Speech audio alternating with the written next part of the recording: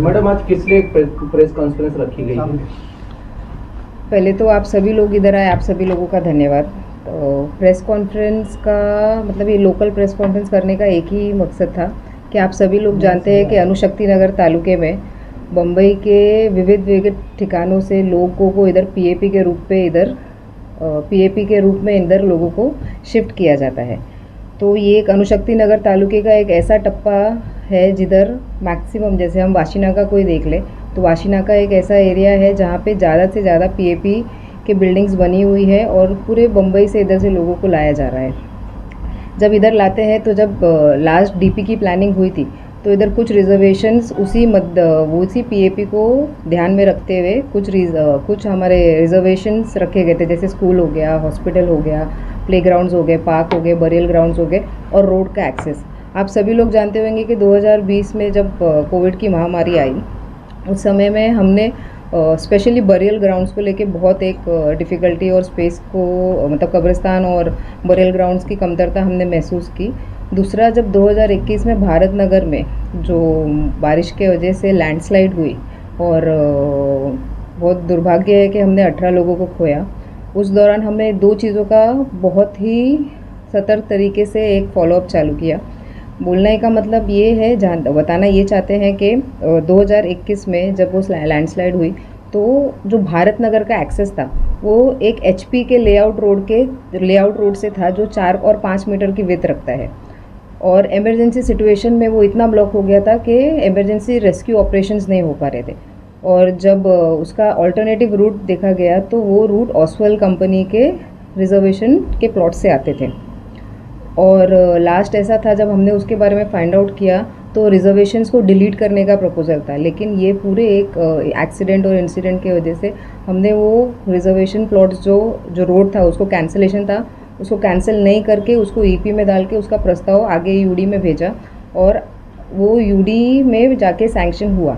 आज ऐसा है कि एक्विजिशन का जो प्रोसेस था, आज वो एक्विजिशन का प्रोसेस पूरा होता है। ओसवाल ने हैंडओवर करने का जो भी प्रोसीजर था वो पूरा किया है और हमारे इनके एक्विजिशन के प्रोसीजर से हमारे पास रोड, पार्क, गार्डन, हॉस्पिटल और स्कूल और सबसे इम्पॉर्टेंट चीज़ जो भारत नगर को रोड कनेक्ट करेगा 13.40 मीटर का, वो हमें इमीडिएटली मिल जाता है। उसके अलावा और एक चीज़ है कि जब हम उधर बरियल ग्राउंड की बात करते हैं तो बरियल ग्राउंड में सिर्फ और सिर्फ कोई एक समाज को नहीं बल्कि एक कॉम्पोजिट बरियल ग्राउंड जो लिंगायत समाज के लिए होएगा, मुस्लिम समाज के लिए होएगा और क्रिश्चियन समाज के लिए होएगा।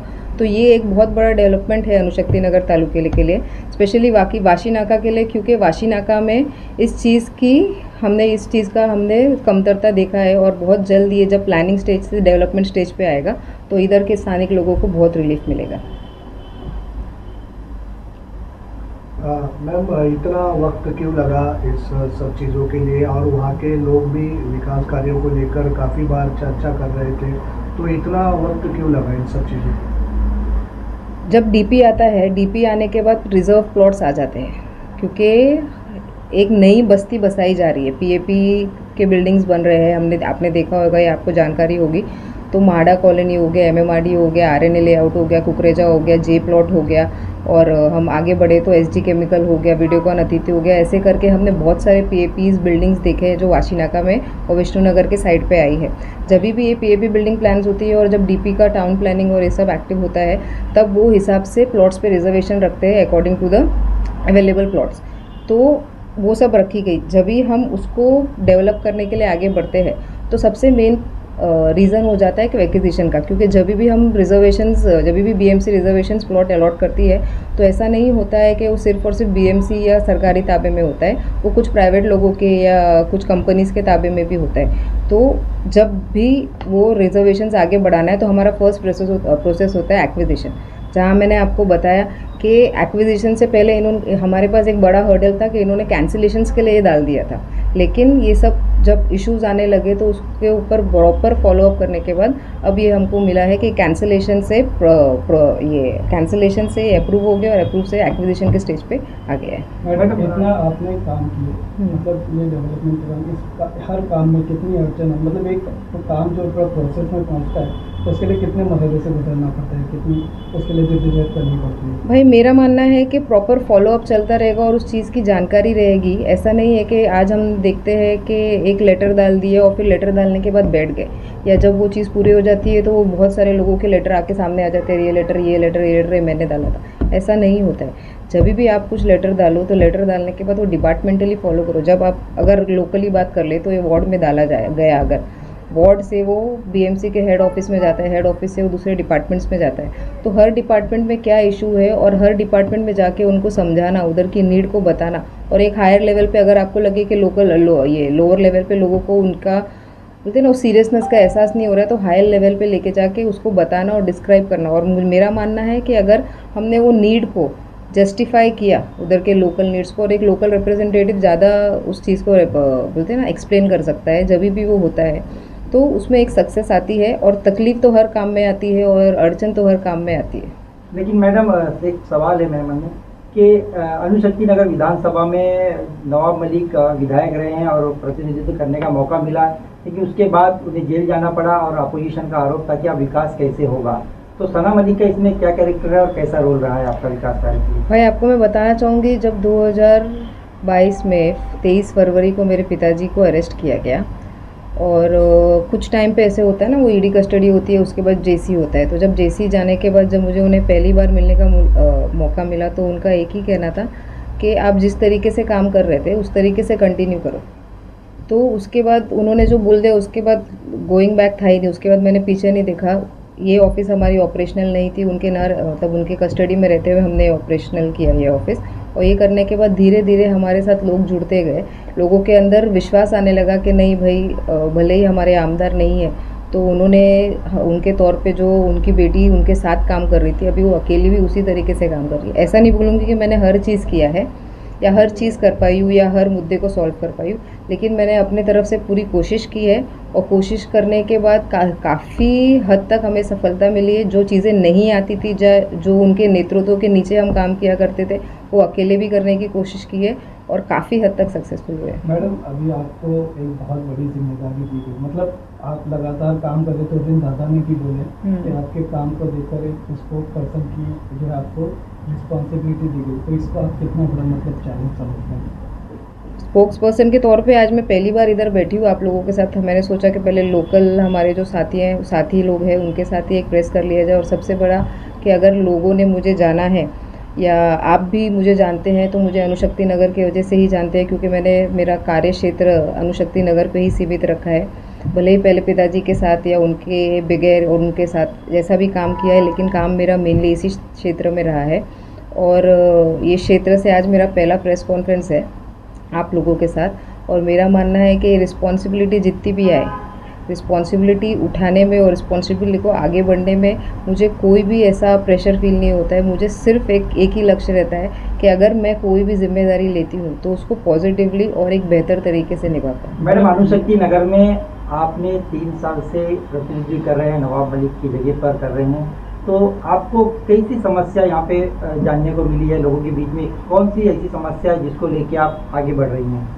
इधर जैसा मैंने आपको बताया मेनली शिफ्टेड लोग हैं। और अगर हम देखेंगे तो अणुशक्ति नगर डिवाइडेड, अगर हम उनको डिवाइड करेंगे तो 3 से 4 भाग में डिवाइड हो जाता है। जैसे अगर हम अणुशक्ति नगर से बीआरसी कॉलोनी के लेफ्ट हैंड साइड पे जाएंगे, जहाँ चीता कैम्प की बस्ती है और मानपुर की बस्ती है, तो वहाँ पे जगह का अभाव है, बहुत ही डेंस पॉपुलेशन है। वहाँ पे हम अगर ज़्यादा डेवलपमेंट का मतलब कुछ बड़े डेवलपमेंट का सोचना या सोचते हैं या आगे बढ़ते हैं, तो ऑलरेडी इतना डेंस पॉपुलेशन है कि उधर ओपन स्पेसेस नहीं है उसको लेके। तो जो भी एग्जिस्टिंग सुविधाएं हैं उसको कैसे बेहतर करना, ये एक तरीके से हम आगे बढ़ते हैं।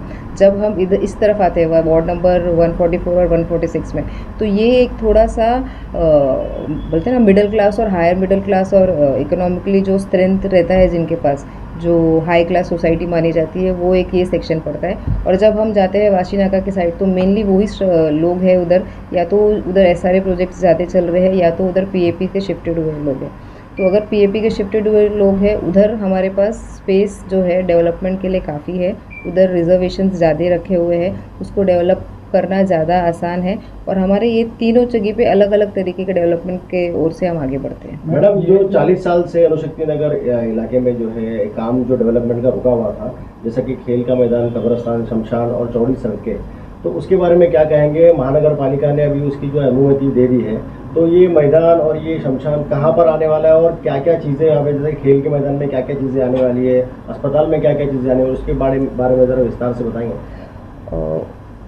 कहाँ पे आने वाली तो एग्जैक्ट आपको बताओ तो आरसी मार्ग से, जब हम आरसी मार्ग से आगे बढ़ते हैं विष्णु नगर के साइड पे, तो उधर एक लेफ़्ट आता है, उधर HPCL BPCL के जस्ट पहले यूनियन कार्बाइड की एक प्रॉपर्टी जो अभी ओसवाल के पास थी और जो अब आज BMC महानगर पालिका के हाथ में आ जाएगी, वो जो एरिया है उधर तीनों जो ये पांचों जो रिजर्वेशंस है, जो स्कूल का हो गया, हॉस्पिटल का हो गया, कब्रिस्तान, दफन भूमि, लिंगायत समाज की दफन भूमि और क्रिश्चियन समाज की दफन भूमि, साथों साथ रोड, ये सभी जो है एक साथ एक गुट होके ओसवाल कंपनी के रिजर्वेशंस में आ रहे हैं। ये एग्जैक्टली आरसी मार्ग के जो मेन रोड है उसके ही लग के, मतलब ये चारों पांचों रिजर्वेशंस जो है हमको मेन रोड पे ही मिलेंगे। पहला जो है वो सिमेट्री का है, उसके बाद जो है स्कूल का है, उसके बाद जो है हॉस्पिटल का है, उसके साथों साथ हर चीज़ से लग के हमारे पास पार्क ग्राउंड और पार्क गार्डन और प्लेग्राउंड का रिजर्वेशन है।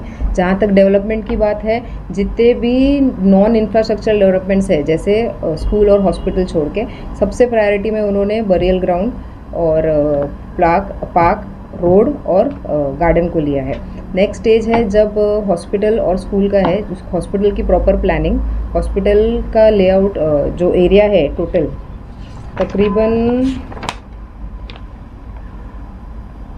8,500 स्क्वायर मीटर का प्लॉट है जो हॉस्पिटल के लिए रिजर्व है। उसमें पेरिफेरल हॉस्पिटल या मल्टी स्पेशलिटी हॉस्पिटल, ये दोनों में से एक हॉस्पिटल बनना है। ये पूरे एरिया का सर्वे किया जाएगा, उसके रिक्वायरमेंट के हिसाब से एक इधर जो मल्टी स्पेशलिटी या पेरिफेरल हॉस्पिटल है वो बना जाएगा। और स्कूल की जहाँ तक बात है, स्कूल का फिर एक पूरे स्टूडेंट्स का और जो इधर लोकेलिटी है, कितने लोगों की आबादी है, कितने लोग और नियरेस्ट स्कूल कौन से है, ये सब का सर्वे करके एक प्रॉपर प्लानिंग की जाएगी। और उसके आगे जो डेवलपमेंट होगा हम आप लोगों को उसके बारे में प्रॉपर इन्फॉर्मेशन देते कब रखा जाएगा और लोगों को कब इसकी सुविधाएं मिल सकती है? आने वाले 2 से 3 सालों में हम देखेंगे जो नॉन इंफ्रास्ट्रक्चर डेवलपमेंट है वो सारे हमको आ जाएंगे। जैसे ही पूरी प्लानिंग हो जाएगी, कैसा है आज के टाइम पे सब प्लॉट्स डिवाइडेड है। हमारे पास तकरीबन 16,000 स्क्वायर मीटर का प्लॉट है जो सिर्फ और सिर्फ बरियल ग्राउंड्स के लिए है। फिर हमारे पास पार्क के लिए 44,000 स्क्वायर मीटर का प्लॉट है, स्कूल के लिए 8,500 का प्लॉट है, 13,000 स्क्वायर मीटर का प्लॉट प्लेग्राउंड के लिए, और जैसे मैंने बताया 8,500 हॉस्पिटल के हैं। 13.40 का रोड है। 13.40 का रोड जो है भारत नगर को जो कनेक्ट करेगा, एक्सेस मिल जाएगा और जो मेन एक्सेस बन जाएगा, उधर तकरीबन 25-30 हज़ार की आबादी है। तो वो जो आबादी को जो मेन रोड से कनेक्ट होएगा इमिडिएटली, उसमें अगर कुछ स्ट्रक्चर्स आते हैं तो उनका भी रिहैबिलिटेशन करना होगा। तो ये एक प्रोसेस जो है, आज सबसे बड़ी कामयाबी ये है कि ये प्रोसेस जो अटका हुआ था, जैसे भाई ने बताया कि 40 साल से जो अटकी हुई चीज़ें थी वो आगे बढ़ रही है और एक बहुत पॉजिटिव स्टेप है। और आने वाले कुछ दिनों में हम उसको एक एक करके डेवलप होते देखेंगे। हॉस्पिटल की खास करके खासा हालत है और जिसको लेकर लोग परेशान होते हैं। जैसा अपना दवाखाना खुलने के बाद भी वहाँ पर सुविधाएं नहीं, ऐसा लोगों का कहना है। अच्छा बेहतर हॉस्पिटल हो, ऐसा बार बार लोगों की तरफ से अपील किया जा रहा है। अणुशक्ति नगर काफ़ी बड़ा इलाका है, विधानसभा है, और ऐसे में एक अच्छा हॉस्पिटल, आधुनिक हॉस्पिटल होना ज़रूरी है। लेकिन वो नहीं, ऐसे ही बोला जाता है, लेकिन अभी तक वैसा हॉस्पिटल बना नहीं है। देखिए, आप सभी लोगों को जानकारी होगी कि 2013 में जब मेरे पिताजी ऑलरेडी आमदार थे और फर्स्ट टेन्योर था उनका अणुशक्ति नगर तालुका में, तब इधर की सुविधा, ये जो शताब्दी हॉस्पिटल है उसकी सुविधाओं को लेके बहुत बार क्वेश्चंस उठाए गए। तो उनका ऐसा मानना था कि जब तक इधर एक मेडिकल कॉलेज, क्योंकि पूरे सबर्ब्स में, मुंबई सबर्ब्स में कोई भी मेडिकल कॉलेज नहीं है, तो वो प्रस्ताव जब उन्होंने रखा तो उसका पहला जो पड़ाव था वो था कि ये हॉस्पिटल जो है इसके बेड्स को बढ़ाना। तो अभी इंफ्रास्ट्रक्चर जो है शताब्दी हॉस्पिटल का बढ़ गया है। एक बार वो कम्प्लीटली उनके अपने कैपेसिटी के हिसाब से काम करने लगेगा, फिर मेडिकल कॉलेज होने के लिए 2 से 3 साल का एक टाइम लगता है कि एक बार इतना बेडेड हॉस्पिटल्स रन हो गया है उसके बाद वो मेडिकल हॉस्पिटल में कन्वर्ट होता है। तो हम वो एक डेवलपमेंट आने वाले दिनों में देखेंगे। उसमें सुविधा, एक बार हॉस्पिटल की कैपेसिटी बढ़ती है तो उसको सुविधा कैसे बढ़ाना है वो भी है, क्योंकि जहाँ तक हम देखते हैं कि हम इंफ्रास्ट्रक्चर पे ज़्यादा ध्यान दे देते हैं, फिर सर्विसेज पीछे रह जाती है। तो अभी नेक्स्ट स्टेप हमारा है इंफ्रास्ट्रक्चर आगे, अभी उसके सर्विसेज पे ध्यान देंगे। आपला दवाखाना एक बहुत बेसिक है जहाँ हम सर्दी खांसी, इसके लिए एक MBBS डॉक्टर बैठ रहा है जो फर्स्ट इमीडिएट OPD होता है वो होता है। अगर उधर से कोई इश्यूज आते हैं तो उनसे कनेक्टेड जितने भी BMC हॉस्पिटल है उनके पास उनको भेजा जाता है। जहाँ तक दूसरे हॉस्पिटल्स की बात होती है तो शिवाजी नगर मतलब वाशीनाका में जो शिवाजी नगर है उधर एक मैटरनिटी होम का रिजर्वेशन था जिसको हमने पेरिफेरल हॉस्पिटल कन्वर्ट करने के लिए प्रस्ताव रखा था। और आपको आज आप इधर आए, ये मुद्दा नहीं था, लेकिन ये बताना चाहूँगी कि वो पेरिफेरल हॉस्पिटल का जो हमारा प्रपोजल था वो भी सैंक्शन हो गया है। अब उसमें कौन सी फैसिलिटीज़ आएंगी और क्या प्लानिंग होगी वो आपको जानकारी जैसे मेरे पास आती है वैसे आपको बताया जाएगा। तीसरा, अभी जहाँ तक हमने देखा शताब्दी हो गया और ये शिवाजी नगर हो गया, और ये अभी जो हमारे पास ओसवाल अनिगांव के पास जो RC मार्ग पे आएगा, तो ये भी पूरा सिर्फ और सिर्फ अनुशक्ति नगर तालुकों के नहीं, उसको रोड पार्क की तरफ हमारे पास चेंबूर विधानसभा भी है। तो ये पूरे एरिया को ये एक तरीके से कैटर करेगा। और सिर्फ इंफ्रास्ट्रक्चर नहीं, इंफ्रास्ट्रक्चर के बाद उनकी फैसिलिटीज़ और सर्विसेज कैसी है और कैसी होनी चाहिए उस पर भी पूरा ध्यान रखा जाएगा। मैडम, जिस तरीके से अस्पताल की बात कर रही हैं आप, अगर देखा जाए BMC के फिगर के हिसाब से तो डॉक्टरों की कमी है, जिसमें MBBS MS की भर्ती नहीं ली जा रही है, उसके बावजूद अस्पताल को बढ़ाने की बात कर रहे हैं, तो लोगों का कैसे इलाज हो सकता है? अभी लास्ट जब मेरे पिताजी कस्टडी में थे तब हमने ये मुद्दा तभी भी MC के पास रखा था और हमारे जो पार्टी के वरिष्ठ है उनके पास भी रखा था, उनकी कुछ बातचीत भी हुई थी और तभी भी MC ने ये हमको वो दिया था कि आगे की जो भर्ती है उस पर मेन उनका इश्यूज़ आता है कि उनका जो मंथली का जो पैकेज होता है, मंथली पैकेज का एक मेजर इशू है, तो उसको एक कैसे करके उसका GR निकाला जाए और उसको कैसे रिजॉल्व किया जाए उस पर पूरा काम चल रहा है। मैम, नशे को काफ़ी जद्दोजहद चल रही है हर जगह पर, आपका भी ये क्षेत्र काफ़ी बड़ा है और इसमें युवा देखा गया तो एक अलग दिशा जिस तरह नशे के एडिक्ट में जाता जा रहा है। विकास की बात हो रही है, हर चीज़ हो रही है, लेकिन नशे को लेकर भी जो घटनाएं घट रही है, परिवार आंदोलन कर रहे हैं, कहीं ना कहीं रास्ते पर आ रहे हैं, तो उसके ऊपर अंकुश लगना ज़रूरी है। आपको मैं बताना चाहूँगी कि हमने DCP हो गया या जिधर भी जो भी क्षेत्र होता है उनके जो सीनियर पुलिस ऑफिसर होते हैं उनसे हमेशा बात की, तो जितनी भी हमको जानकारी आती है हमें यही मालूम पड़ता है कि जो सेल हो रहा है वो इस एरिया में नहीं बाहर से ख़रीद के लाया जा रहा है। तो अगर ये चीज़ को करना है तो हमने इसको हायर लेवल पे भी बात की है कि सिर्फ और सिर्फ हमारे क्षेत्र में, पूरे मुंबई जैसे शहर में कहाँ ये चीज़ें हो रही उस पर लाया जाए। और जहाँ तक रही हमारे एरिया की और हमारे क्षेत्र की बात, तो उस क्षेत्र में हमारे पास कुछ ऐसे लोग हैं जिनको अगर कुछ जानकारी होती है तो वो अपना नाम गुप्त रख के और हम भी उनका नाम गुप्त रख के इधर के जो भी अथॉरिटीज़ है, जो भी पुलिस स्टेशन के क्षेत्र में आता है, जिनके जुरिडिक्शन में आता है, हम उन तक वो बात पहुंचाते हैं और आगे कार्रवाई होती है। मैडम, टोटल प्रोजेक्ट के लिए टोटल कितने खर्चे आने वाले BMC के? ये पूरा एस्टिमेट प्लानिंग के बाद ही आपके सामने आएगा। मैडम, फ्यूचर में भी जैसे ये तो आपके इतने सारे प्रोजेक्ट्स चल रहे हैं और फ्यूचर के लिए क्या प्लान है? फ्यूचर के लिए और भी बहुत प्लान्स है आने वाले टाइम पे। जैसे आप सभी को मालूम है हमने इधर काम किया है, काम करेंगे, तो हमारा मैनिफेस्टो रिलीज़ होएगा, उस पर कुछ बड़ी डेवलपमेंट्स है जो हमने किया है। आगे भी आपको आने वाले हफ्ते में भी एक बहुत अच्छा आपको मैं गुड न्यूज़ देती हूँ अनुशक्ति नगर क्षेत्र के लिए। उस पर भी एक हमने मेरे और मेरे पिताजी के प्रयासों से और एक बहुत बड़ा प्रोजेक्ट इधर ऑलमोस्ट बोलते हैं ना सैंक्शन वाले उस पर आ गया है, उसकी तो टेंडरिंग प्रोसेस भी चालू हो रही है। तो ये जानकारी आपको मैं जैसे जैसे टाइम आता है वैसे वैसे देती हूँ। क्या सना मलिक को अनुशक्ति नगर विधानसभा का नेतृत्व करने का मौका मिलेगा? भाई, मैंने काम किया है, या मैं बोलूँ या हमने काम किया है, हम काम करते रहेंगे। नेतृत्व का मौका की जहाँ तक बात है वो आगे की बात है, लेकिन बेशक रूप से हम इस सीट से लड़ेंगे। ओके।